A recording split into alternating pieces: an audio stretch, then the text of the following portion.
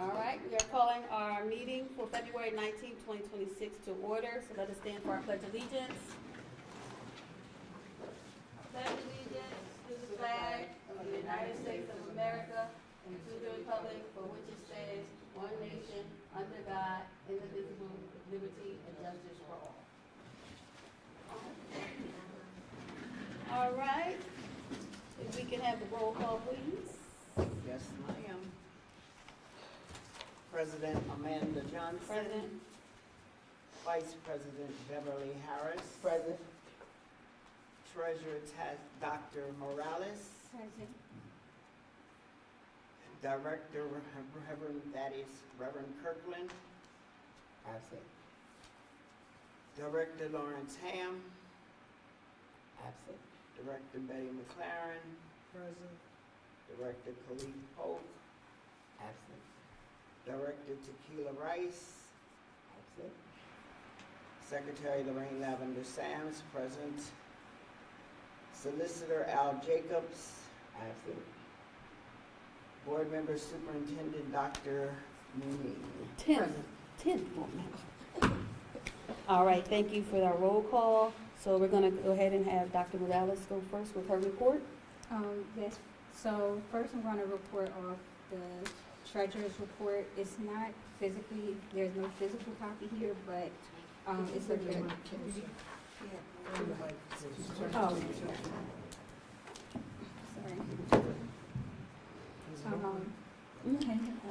I had my first meeting with Dr. Momi and Mr. Ham, Mr. Larif Ham, out of the business office, just to set my goals for myself as the treasurer of Chestnut Middle School District and my priorities with the business office, so that everyone is able to hold me accountable. I don't want anyone to have any expectations that are unrealistic. So my role is not oversight. Oversight and fiscal stewardship resides with the receiver and the administrative team here. My job is support and advocacy and ensuring that the business office has the resources they need. When we have budgets that are passed, those budgets sometimes include amendments to our school code that impact our fiscal offices, so ensuring that they understand what those changes are, making sure that if we are supposed to have savings such as our cyber charter savings as a result of changes to the Form PDE 363, that those savings are actualized, and if they're not actualized, what advocacy needs to be done to ensure that we retain our cyber reimbursement that they are trying to replace that with, and just making sure that we are in communication, right? So I just want to be a vessel to communicate to the public and the community, but I do not want you to have expectations of me hovering over the fiscal space of the school district. For that, you can come to the receivers meetings and you can ask some information and questions on public comment out of the business agenda.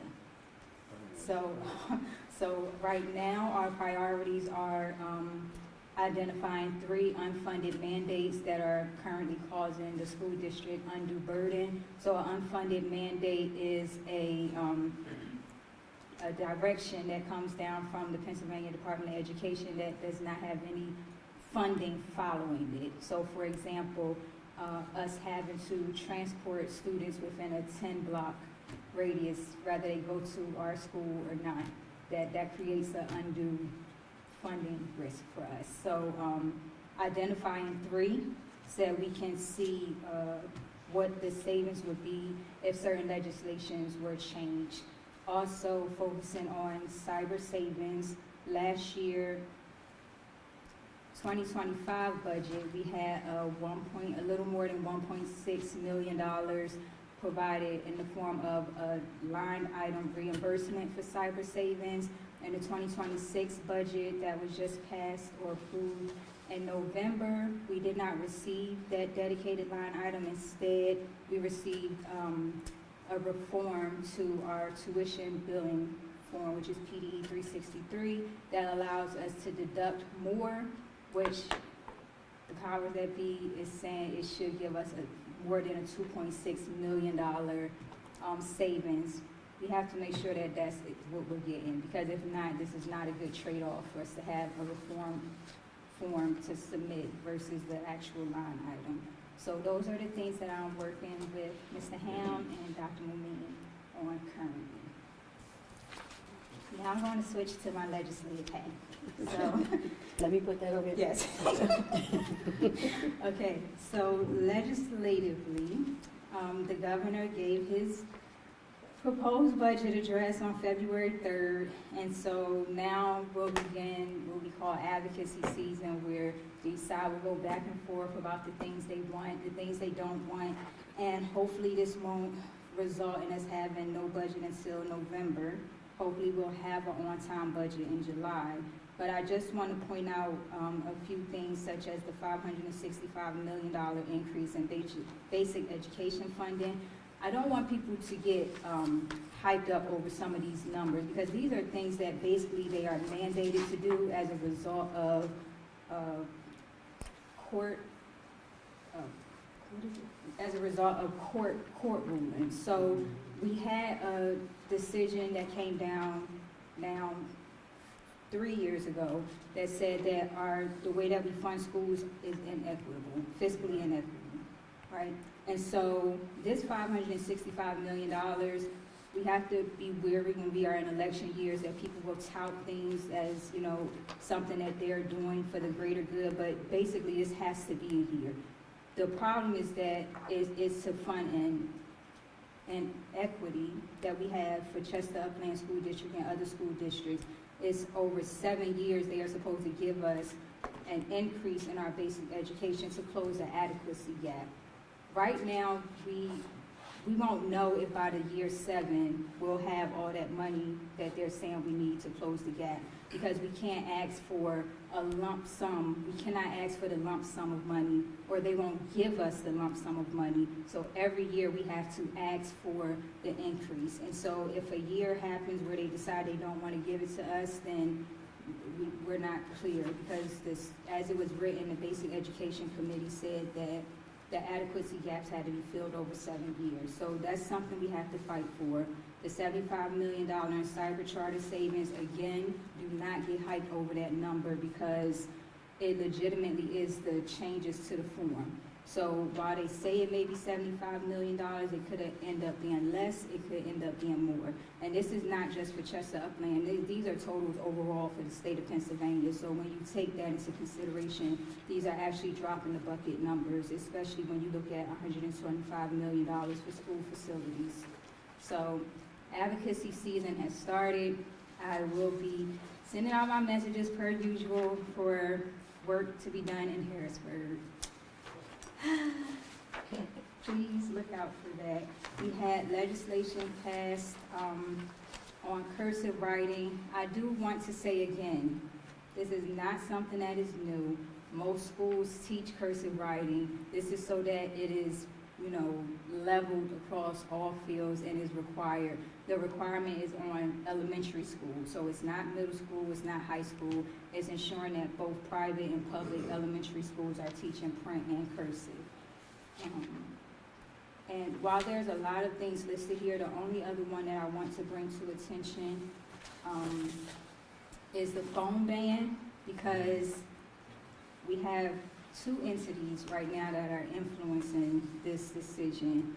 PSBA, which is the School Board Association, is not in agreement with the bill as it's written, because they feel that it takes, at a local level, it does not give us much wiggle room. So they are under the impression that the local school board should be the ones implementing any type of phone ban, because again, it will be an unfunded mandate. There will be no money to come down to help execute a ban that comes down for cell phones. And then you have PSEA, who is in favor of this ban. But again, like I said, the school district will shoulder the funding for this. So if you have questions about anything else that is listed here, you can email me at that email that's at the bottom, and that's my report for tonight. Thank you. Thank you. I'll put this hat back over here. Very good report. Thank you. All right, we want to acknowledge Director Oaks on the agenda. Good evening. Director Polk. Present. Good evening. All right, so we'll have a report from Director McLaren. So, for DCIU, we're still planning with regards to replacing the executive director. So, more to come. Our, expenses toward them will be reviewed and voted on next month, so they gotta come to the district in next month's, agenda for approval for DCIU. They have a couple of events that you're invited to if you want to attend. You just have to let me know. And that's the employees' success, recognition or appreciation. You know, they have their annual golf outing for the foundation fundraising, the county foundation fundraising. I think that's it for DCIU, and then I have pupil services, and looking at the agenda, there will be A1 will speak to our new Miss Irvings. I think her first name is there. What's this stuff?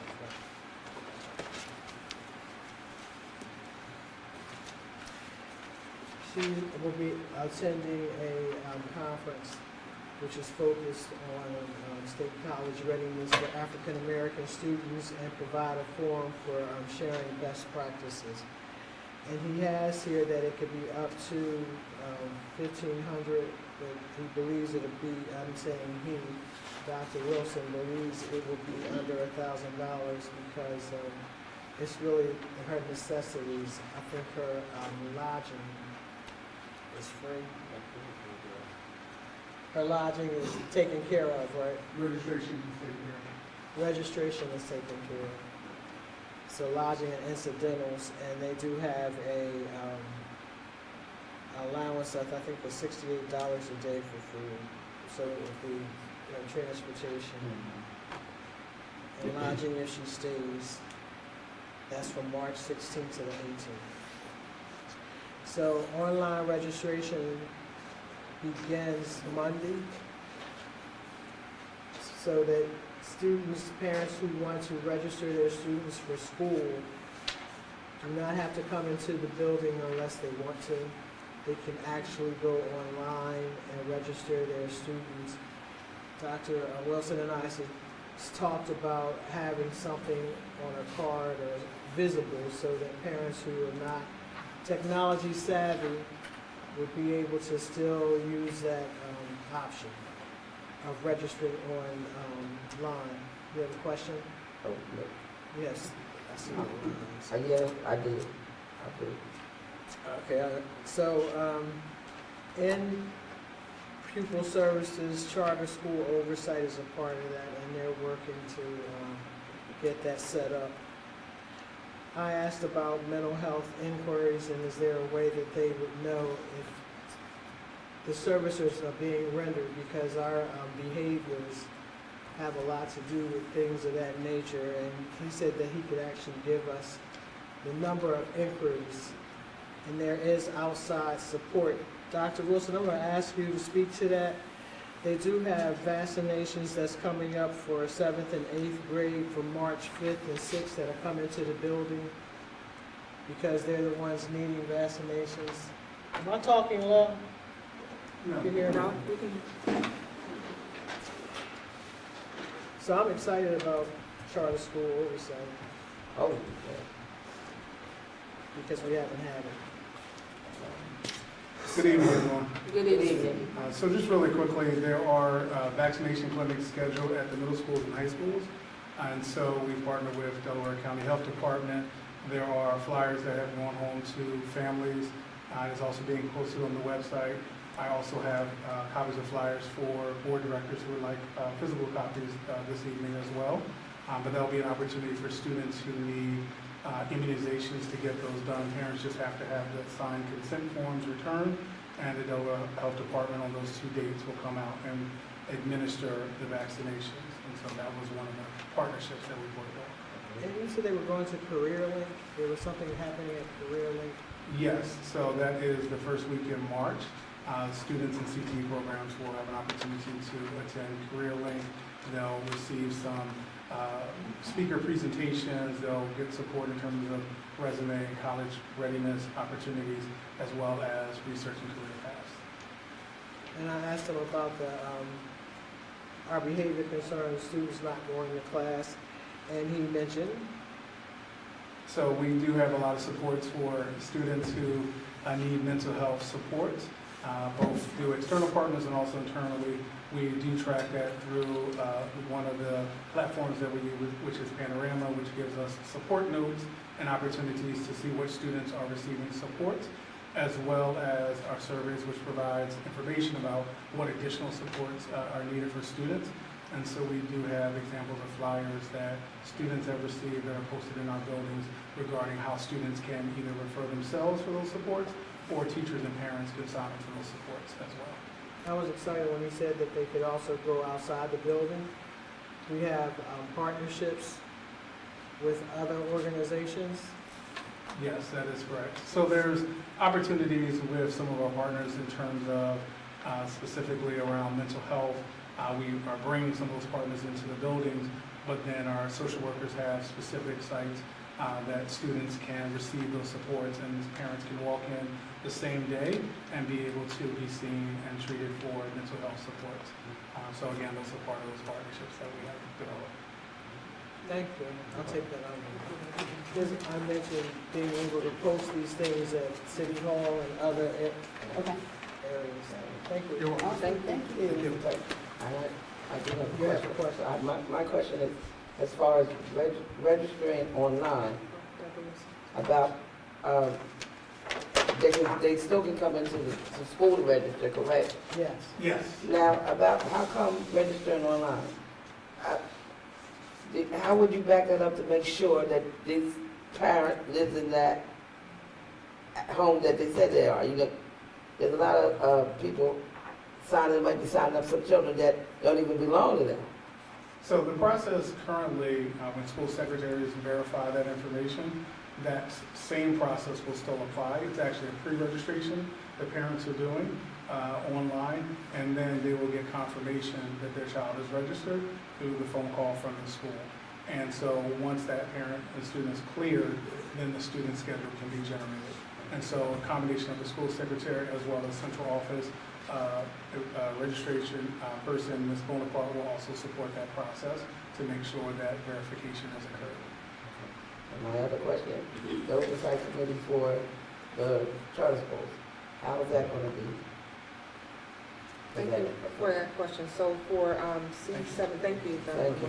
For C7, approval of Weisler Pearlstein, that is the legal firm that is going to be supporting us with the development of the plan. As part of that process, we'll include the feedback around a committee. So Elliot Peterson is the attorney that it will actually be working with our district. As you recall, I put out an initial plan around what that would look like. She's going to take that plan. She will take our job descriptions, look at what our goals are, what we're seeking to accomplish, help us to develop that office, and as part of that, we will include that information as well, and make sure you're updated. And that's C7. That's C7. Okay.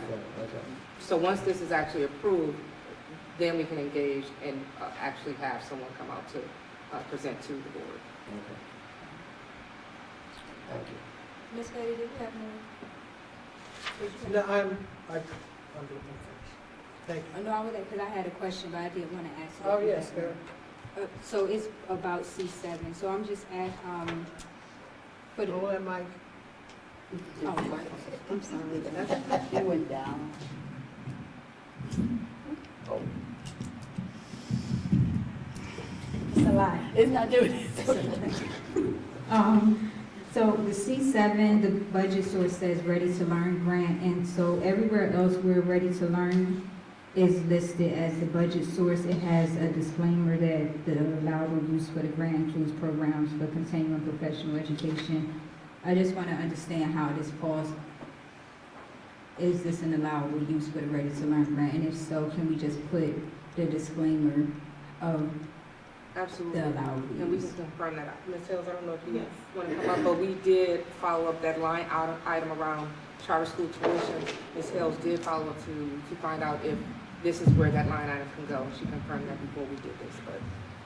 Yes, we did reach out to, good evening, everyone. Good evening. We did reach out to our point of contact on Ready to Learn, and there is a specific line item in the Ready to Learn grant that addresses charter school, either increase or support, and this particular office will fall under that. Okay, if we can just amend this so that we put that there, because everywhere else that the budget source is listed for Ready to Learn, it has where the allowable use is coming from. Okay. Thank you. Absolutely, thank you. Okay. All right, so from our IT department, just want to share that they're implementing the Know Before Cybersecurity Awareness Platform district-wide, launching an ongoing phishing simulation and security awareness campaign for all staff, because this spam is getting out of control. So, staff, please be aware that those things are coming through. I'm pretty sure you already had a couple presentations on that. And the media team is continuing to update the website and working with school leaders to conduct audits on every school level page. So if you haven't been contacted, they will be reaching out to you as they continue to work on updating the websites. So those are our reports for today.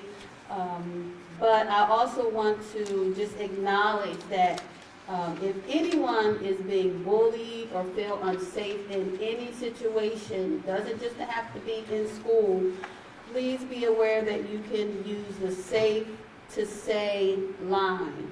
And the phone number for that is 1-844-SAF, the number 2-SAY.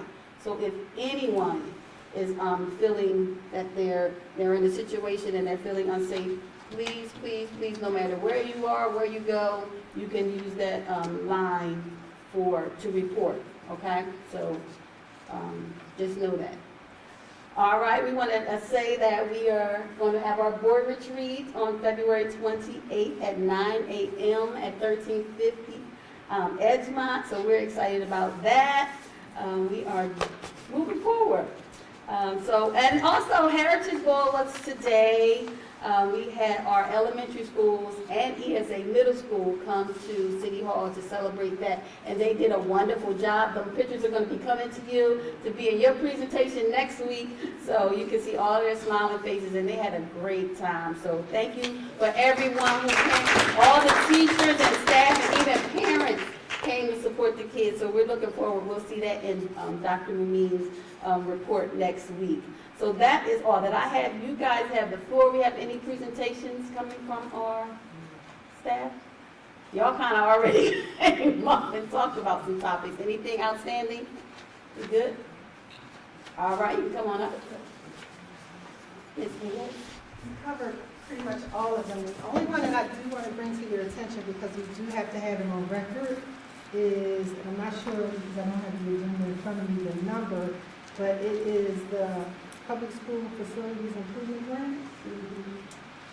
We are submitting an application in March to the Commonwealth Financing Authority in the amount of $3,582,000. This will go for improvements at our STEM Academy. So we're looking to improve C15. What did you say? C15. C15. We're looking to do roof replacement, preparation for a new HVAC system, and also windows replacement. And that will be going in, that will be submitted by the March due date. This, the Commonwealth Financing Authority requires that we have a resolution that is signed by our board secretary. And I know we're in receivership, but we have to give, the district has to authorize our receiver to be able to facilitate all contracts and agreements. So that has to go with our submission. Thank you. Thank you, Ms. Hill. Well, in our conclusion, I just would like to acknowledge our chairs for our committees. Director Rice will be over Human Resources. Director Lavender Sam will be Policy Chair. Director Ham will be Curriculum Chair. Director Khalif will be Facilities Chair. Director Harris will be our new Wellness Committee Chair. I will be IT and Communications Chair. Director McLaren will be Pupil Services, thank you, and DCIU Liaison. And I say Director Morales for last, but she got a list. Director Morales will be our Finance Chair, our PSBA Advisor, and our Legislative Liaison. So we thank you. I said, I think she's an accountant part-time, because she be rolling those numbers. So we want to thank everybody. Thank you guys for coming tonight. That will conclude our meeting. Adjourned. So let me give you this paper. Okay. I was gonna ask this question.